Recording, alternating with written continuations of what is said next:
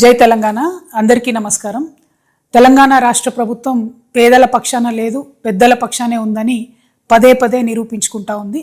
ఈ మధ్య గవర్నమెంట్ అంతా కూడా స్మార్ట్ మీటర్లు పెట్టబోతున్నాం అనేటటువంటి అంశాన్ని హైలైట్ చేసి చెప్పేటటువంటి ప్రయత్నం చేస్తుంది.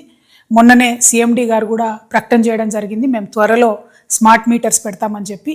అట్లనే నెక్లెస్ రోడ్లో కూడా ఒక ఎగ్జిబిషన్ పెట్టిండ్రు, ఎట్లా స్మార్ట్ మీటర్స్ బాగుంటాయి ఏంది అని. అంటే పబ్లిక్ని ఒక మైండ్ వాష్ చేసే ప్రయత్నం చేస్తున్నారు. ఈ సందర్భంగా తెలంగాణ ప్రజలకు నేను ఒక 2-3 విషయాలు చెప్పాలనుకుంటున్నాను.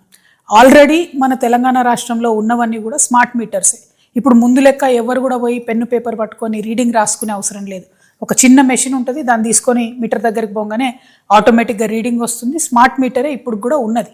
కానీ ఇప్పుడు వీళ్ళు ప్రపోజ్ చేసేటటువంటి కొత్త మీటర్ ఏంటంటే, ఏదైతే రైతులు ఢిల్లీ సింగ్ బార్డర్ దగ్గర ఉద్యమం చేస్తే నల్ల చట్టాలు తొలగించిండ్రో, ఆ నల్ల చట్టాల్లో భాగంగా అదానీ వాళ్ళ కంపెనీకి సంబంధించి మీటర్లు ఏవైతే వ్యవసాయానికి పెట్టాలనుకున్నారో, ఇప్పుడు కొత్తగా కేంద్ర ప్రభుత్వం ఒక కొత్త పథకం తీసుకొచ్చింది. దాన్ని రాష్ట్ర ప్రభుత్వం సంతకం పెట్టి ఒప్పుకొని ఇవాళ కొత్త స్మార్ట్ మీటర్లు పెట్టాలనుకుంటుంది. మరి కొత్త స్మార్ట్ మీటర్లు పెడితే నష్టమేంది అంటే, ఇవి మన సెల్ ఫోన్ ఎట్లయితే మనం మొదలే ఒక 1000 రూపాయలు, 500, 100 రూపాయలు పెట్టి ప్రీపెయిడ్ ఎట్లా చేసుకుంటామో అట్లా ప్రీపెయిడ్ స్మార్ట్ మీటర్లు పెట్టాలనుకుంటున్నారు. సరే, మొన్న మనందరం కూడా ఈఆర్సీలో గొడవ చేస్తే వ్యవసాయానికి పెట్టమని చెప్పిండ్రు. కానీ ఇప్పుడు మళ్ళీ మొత్తం పబ్లిక్కి పెట్టాలి, ప్రతి ఇంటికి కూడా స్మార్ట్ మీటర్ పెట్టాలనే ఒక ప్లాన్ చేస్తూ ఉన్నారు. దీనివల్ల నష్టమేంది? ఆల్రెడీ ఉత్తరప్రదేశ్లో ఈ ఎక్స్పెరిమెంట్ అయితే మొత్తం ప్రతి ఇంట్లోంచి మీటర్లు పీక్కొచ్చి ఎలక్ట్రిసిటీ ఆఫీసులలో మీటర్లు వేసి వెళ్ళిపోతున్నటువంటి పరిస్థితి ఉన్నది.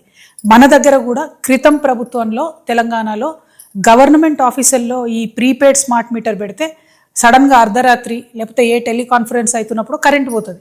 ఎందుకంటే 100 రూపాయలకు మీరు ఛార్జ్ చేస్తే 100 రూపాయల యూనిట్స్ కాగానే ఆ కరెంట్ ఆగిపోవడం అనేది జరుగుతుంది. సో ఇమాజిన్ చేయండి ఒక్కసారి, ఇవే మీటర్లు మన ఇళ్లల్లో పెడితే మరి గవర్నమెంట్ ఇస్తా అన్న ఫ్రీ సబ్సిడీ 200 యూనిట్ల పరిస్థితి ఏమవుతుంది? సెలూన్లకు ఇవ్వాల్సినటువంటి డబ్బులు ఇప్పటికే వీళ్ళు ఎగబెడుతున్నారు. ఒకవేళ సెలూన్లలో కూడా స్మార్ట్ మీటర్లు పెడితే మనం ఏ కటింగో గిటింగో వేసేటప్పుడు మధ్యలో కరెంట్ పోతుంది, ఉన్న బిజినెస్ కాస్త పోయే పరిస్థితి ఉంటుంది. అంటే అల్టిమేట్గా కాంగ్రెస్ ప్రభుత్వం, రేవంత్ రెడ్డి గారి ప్రభుత్వం కేంద్ర ప్రభుత్వం ముందు మోకరిల్లి వాళ్ళు తీసుకొస్తున్నటువంటి తలాతోకలైనటువంటి పథకాలను, అదానీ గారి బిజినెస్ని ఎంకరేజ్ చేయడానికి మాత్రమే వీళ్ళు ఇక్కడ స్మార్ట్ మీటర్లు పెడతామని చెప్తున్నారు. ఉన్న స్మార్ట్ మీటర్లను సరిగ్గా వాడుకొని, ఉన్నటువంటి మొత్తం ఎలక్ట్రిసిటీ డిపార్ట్మెంట్ని ప్రాపర్గా వాడుకొని, ఆర్టిజన్లను రెగ్యులరైజ్ చేసి, కాంట్రాక్ట్ ఎంప్లాయీస్ని రెగ్యులరైజ్ చేసి, ముందు 24 గంటలు కరెంటు మంచిగా ఇచ్చే ప్రయత్నం చేయండి. హైదరాబాద్ మహానగరంలోనే ఎప్పుడంటే అప్పుడు కరెంట్ పోయే పరిస్థితి ఉంది.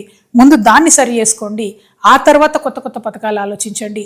ఎంతసేపు ప్రజల జేబులకు కత్తరేద్దామనేటటువంటి ఆలోచన తప్పితే ఈ కాంగ్రెస్ ప్రభుత్వానికి ప్రజలకు మంచి చేద్దామనే ఆలోచన కనబడతలేదు. కాబట్టి తెలంగాణ రక్షణ సేన నుండి మేము ఈ కొత్త స్మార్ట్ మీటర్లు పెట్టేటటువంటి పథకాన్ని తీవ్రంగా వ్యతిరేకిస్తున్నాం. దీనివల్ల మీరు ఇస్తున్నటువంటి ఎస్సీ ఎస్టీలకు అట్లనే సెలూన్లకు సబ్సిడీ ఎత్తేయాలనేటటువంటి ఆలోచన చేస్తున్నట్టుగా కనబడుతుంది. దీన్ని మేము జరగనివ్వము, దీన్ని మేము తీవ్రంగా వ్యతిరేకిస్తున్నాము. Thank you. జై తెలంగాణ.